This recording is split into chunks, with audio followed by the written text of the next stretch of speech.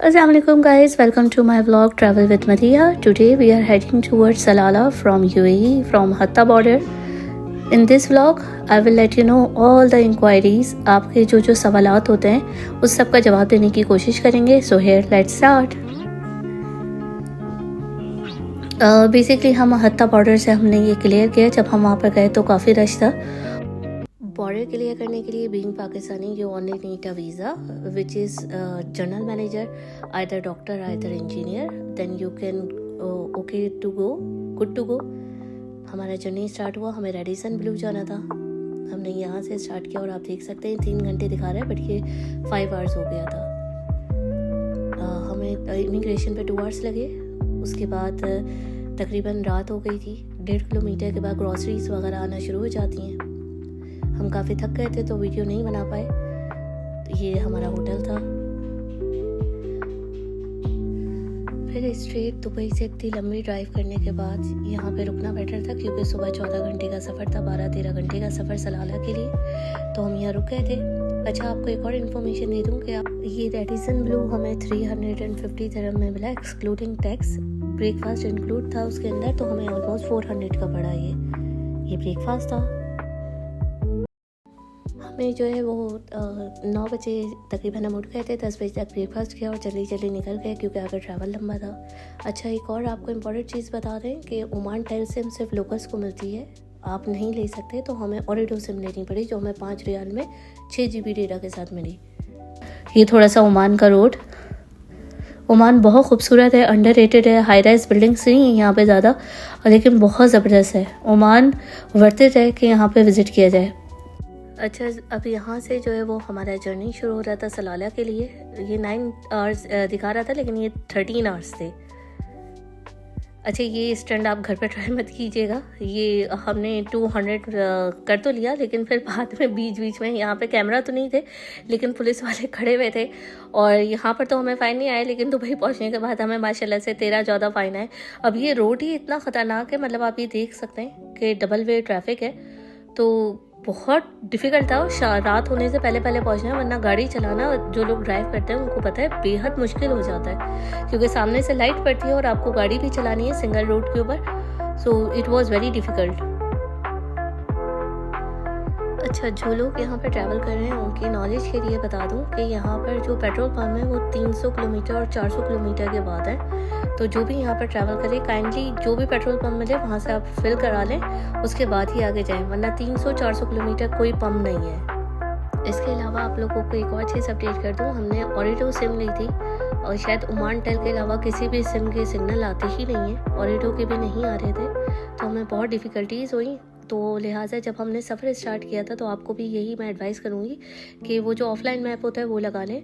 Otherwise कोई SIM के signal शायद बीच में आ जाए तो आ जाए, अदरवाइज़ सिग्नल नहीं आ रहे थे.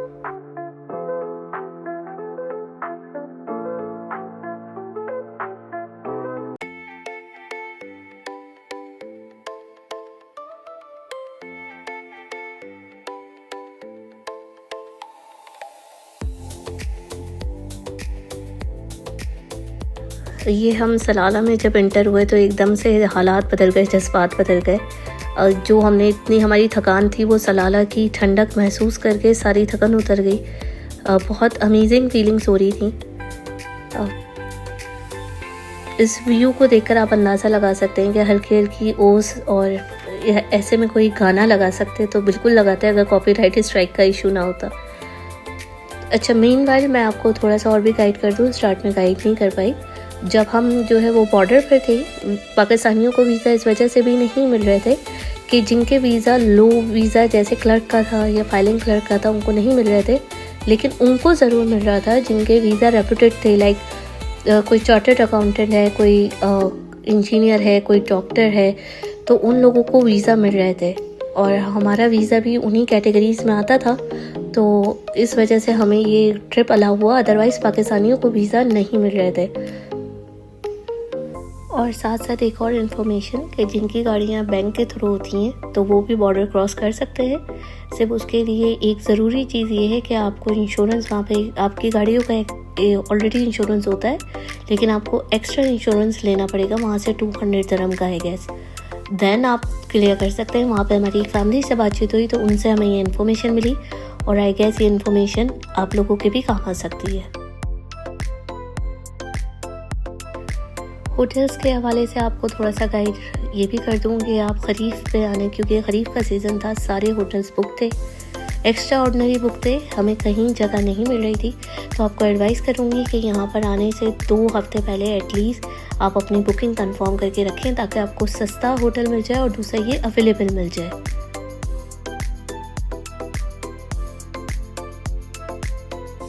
तो हमें भी होटल के लिए बहुत प्रॉब्लम हो रही थी। फिर हमें ये एग्जैक्ट डाउनटाउन सलाला डाउनटाउन से 300 किलोमीटर की दूरी पर होटल मिला और मजबूरन हमें को देना पड़ा, जो हमें 1600 dirham का पड़ा। 2 नाइट्स के लिए हमने बुक किया था, इंक्लूडिंग टैक्स था। तो अगर आप पहले से बुक करवा लें तो वो आपके लिए बेटर रहता है। अदरवाइज़ हमारी मजबूरी थी, हम पहली बार ट्रैवल कर रहे थे और हमें यहाँ पर आना था, तो जो गलती हमने की वो आप ना करें। तो फिर हम लोगों ने वो होटल बुक किया, तो हमारा जर्नी ये 13 घंटे का ख़त्म होकर 14 घंटे का हो गया ये डाउनटाउन सलाला।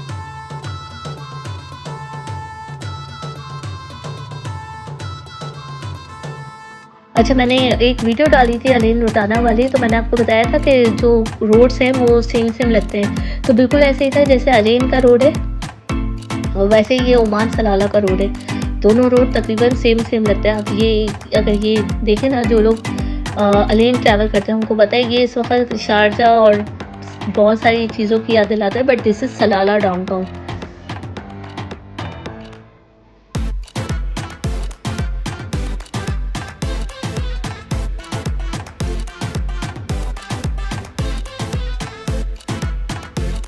स्टिल जर्नी काफ़ी लंबा था, क्योंकि हमें अभी भी जो है पहुंचने में 45 मिनट थे हमारे होटल पहुंचने में। काफ़ी थक चुके थे हम, तो रात की तो वीडियो नहीं बनाई, लेकिन हमने ये दिन की वीडियो बनाई। ये हमारा होटल था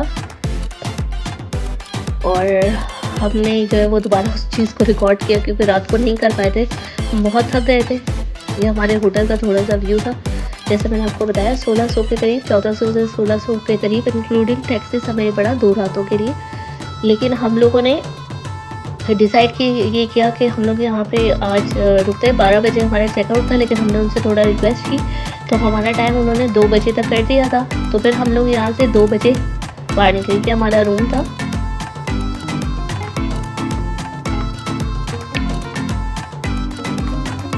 और बहुत खूबसूरत ये रूम था। हमारे पैसे वसूल हो गए। हम लोगों ने अभी समझ फिर, क्योंकि 2 रातों का हटाकर हमने सिर्फ एक ही रात का रखा, एक ही दिन और रात का, तो हमें ये 850 dirham में पड़ा। एनीवे फिर हम वादी दरबत की तरफ निकल गए थे। वहाँ से ये वादी दरबत का रास्ता है। ये तो वन ऑफ द प्लेस है सलाला जाते ही, अगर आपने ख़रीफ देखना है so you have to be there. ये वादी दरबत का थोड़ा सा रास्ता है, एंजॉय करें।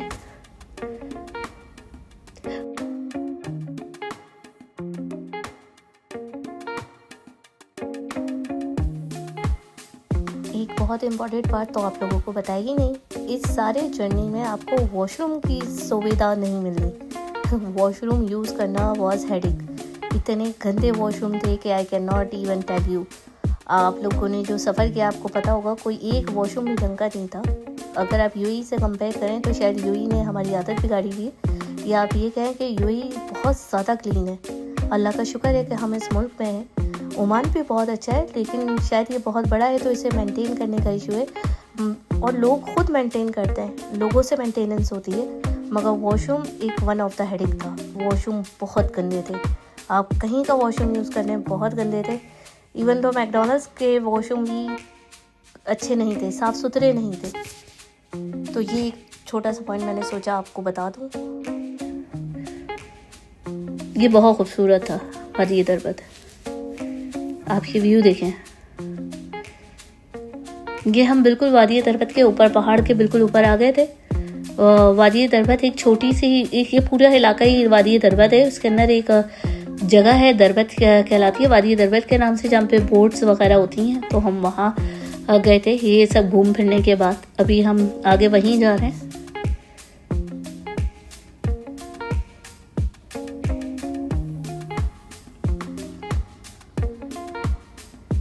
सो गाइस, दिस इज़ वादी दरबत। बेहद खूबसूरत जगह, आंखों को तस्कीन मिलती है, आंखों को ठंडक मिलती है। यहाँ पे भी बहुत सारे छोटे छोटे से स्टॉल थे, फूड स्टॉल, खाने काबिल थे। वहाँ के सारे ही खाने तकरीबन बहुत मज़ेदार थे। यहाँ पे एक चिरोज़ थे, वो मिल रहे थे, वो भी अच्छे थे। अच्छा, ये रात का मंजर है। हमने कैंपिंग का इरादा किया था, रास्ते में जो लोग खरीफ पे गए उनको पता है ये गायें जो है वो खुली हुई होती हैं, इनको रात को छोड़ दिया जाता है। हज़ारों की तादाद में गायें होती हैं रास्ते में। और आप ये कहें कि ये सुबह तक ऐसी होता है, फिर सुबह ये जो है नज़र नहीं आती, लेकिन पूरी रात ये सिलसिला चलता रहता है। हज़ारों की तादाद में झुंड के झुंड होते हैं गाय के। फिर हम लोगों ने कोई अच्छी सी जगह डिसाइड की जहाँ पे हमें अपनी कैंपिंग करनी थी। अब ये जनाब मूव होंगी तो हम आगे जाएंगे।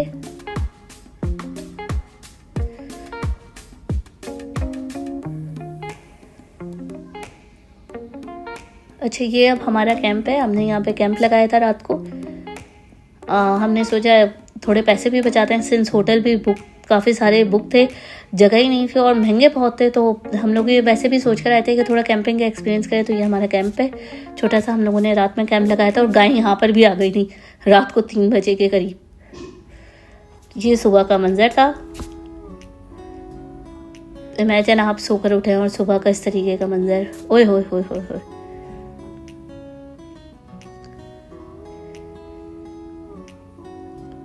फिर इसके बाद यहाँ पर ही करीबी एक कैफ़े था, मैं उसका नाम भूल गई हूँ।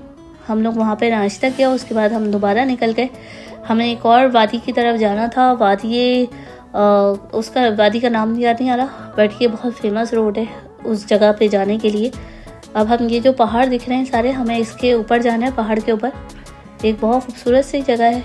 मैंने आगे जो है वो कैप्शन में उसका नाम लिखा है, फ़िलहाल मुझे उसका नाम याद नहीं आ रहा, काफ़ी मुश्किल से है। ये समंदर था और बहुत दिलकश मंजर था। यहाँ समंदर है, इधर पहाड़ है और हम इसी पहाड़ के ऊपर जा रहे हैं। ये पहाड़ का रास्ता था, ऐसे ऐसे आप सोच सकते हैं ये ऐसा था। और आपको मैप के अंदर दिखाया कि किस तरीके का ये बहुत डेंजर है। यहाँ पे सिर्फ अगर आपके पास बड़ी गाड़ी है तो ये आप ट्रैवल कर सकते हैं, छोटी गाड़ी में आप नहीं कर सकते, क्योंकि आप ट्रस्ट मी, आपको 4 बजे के बाद विजिबिलिटी बिल्कुल ज़ीरो है। यहाँ पे विजिबिलिटी नहीं होती, सिर्फ हैवी कार्स, बड़ी कार्स यहाँ पे जा सकती हैं, छोटी गाड़ियाँ जान जाने वाली बात है। बहुत ख़तरनाक रोड है ये देख सकते हैं। थोड़ी थोड़ी शाम होने लगी थी तो ये बादल है और बादल बिल्कुल रोड पर होते हैं, आपको बिल्कुल नज़र आना बंद हो जाता है। हमें जल्दी जल्दी पहुँचना था दिन में, ताकि हम उस जगह पे पहुँच सकें। अदरवाइज़ आप यहाँ पे नहीं आ सकते। 4 बजे के बाद यहाँ पे विजिबिलिटी नहीं है, विजिबिलिटी ज़ीरो है। ये वो जगह है सलाला में जहाँ पे हमें जाना था। और ऐसा लगा कि हमारा ये सफ़र भी जो है ऊपर चढ़ने का तकरीबन 1 घंटे का कुछ था। वादी दरबत से तो ये 1.5 घंटे 2 घंटे का कुछ सफ़र था, ऑलमोस्ट 1-1.5 घंटे का। जगह जगह आपने रुकना भी होता है तो फिर 2 घंटे हो जाते हैं। But check out the view, हमने इसके लिए इधर ट्रैवल किया था। और ये इंतहाई हसीन मंजर था, ऐसा लग रहा था कि हम जन्नत में। ये देखिए आप, ये बादल हैं सब और हम इतनी हाइट पर है, आप इमेजिन कर सकते हैं। और ठंड इंतहा की थी। यहाँ पर आते वक्त आपको पूरा प्रॉपर आपने एक तो ये कि जैकेट्स वगैरह लाजिम रखनी है, यहाँ बहुत ठंड थी। फिर ये वापसी हमें जल्दी जल्दी नीचे उतरना था। ऑलमोस्ट 4 बज गए थे और विजिबिलिटी बिल्कुल ख़त्म होती जा रही थी। बहुत मुश्किल था, जगह जगह पे ऐसा था कि बादल बिल्कुल आए हुए थे, तो हमें जो है वो 40-40 मिनट का स्टॉप भी लेना पड़ा। ऐसा भी हुआ है कि हमें रुकना पड़ा और पीछे भी ऐसे ही ट्रैफिक जाम था, क्योंकि बिल्कुल विजिबिलिटी नहीं थी, चल नहीं पा रहे थे। बहुत मुश्किल था। कलमा पढ़ते हुए हम लोग नीचे उतरे।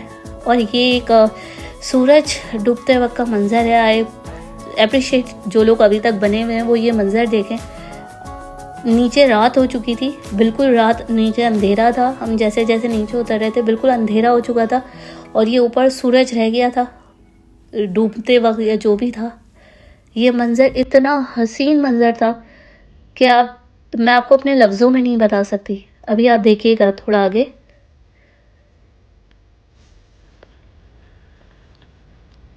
सो गाइस, ये वो मंजर है, ये आप देख सकते हैं। ये रहा सूरज, नीचे रात है और ये बस सूरज के आखिरी कुछ लम्हात रह गए थे। ये इतना खूबसूरत व्यू है, ये बहुत दिलकश मंजर था।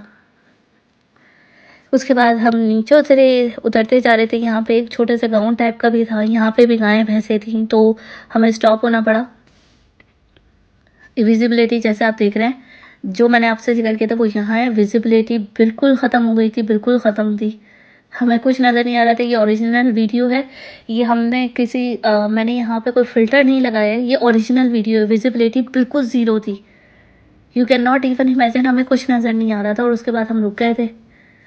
फिर नेक्स्ट डे हम लोग जो है वो एन अलखोर की तरफ चले।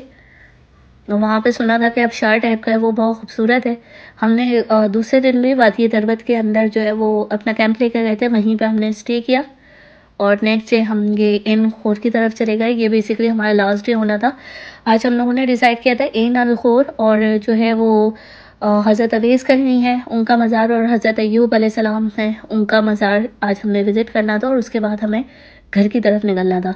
अच्छा, वीडियोस में हमने देखा था कि वो ऐसा दिखता है, ये तस्वीर मैंने डाली है। और जब हम वहाँ पहुँचे तो वहाँ पे कुछ नहीं था, क्योंकि जुलाई था, ख़रीफ अभी स्टार्ट हुआ था, तो वहाँ पे कोई पानी का नामो निशान नहीं था। एनीवे, ये हज़रत अवैस करनी रज़ी अल्लाह तआला अन्हु की कब्र मुबारक थी। हमने ये भी बहुत पुरसुकून जगह थी। अफसोस ये था कि आसपास काफ़ी गंदगी हो रही थी, इसके लोग थे, तो उन लोगों ने ये किया कि जो वहाँ पे मौजूद था उन्होंने अपने हाथों से चीज़ें वगैरह उठा दी। फिर ये हज़रत अय्यूब अलैहिस्सलाम का मज़ार था, हम यहाँ पर पहुँचे और बारिश स्टार्ट हो गई थी।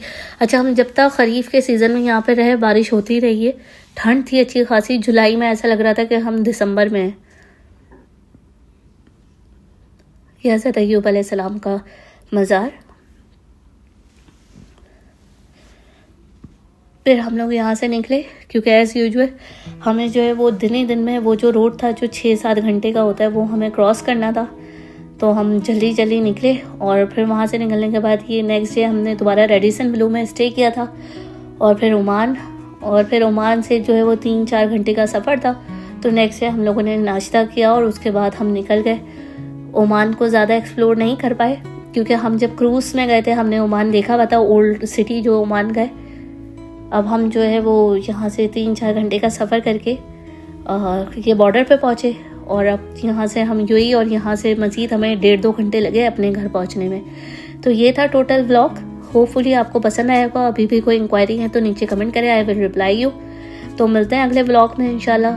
और ये व्लॉग लाजिम लाइक कीजिएगा और सब्सक्राइब कीजिएगा। इसके अलावा भी कोई सवालात हों तो I am here for you. अल्लाह हाफिज़।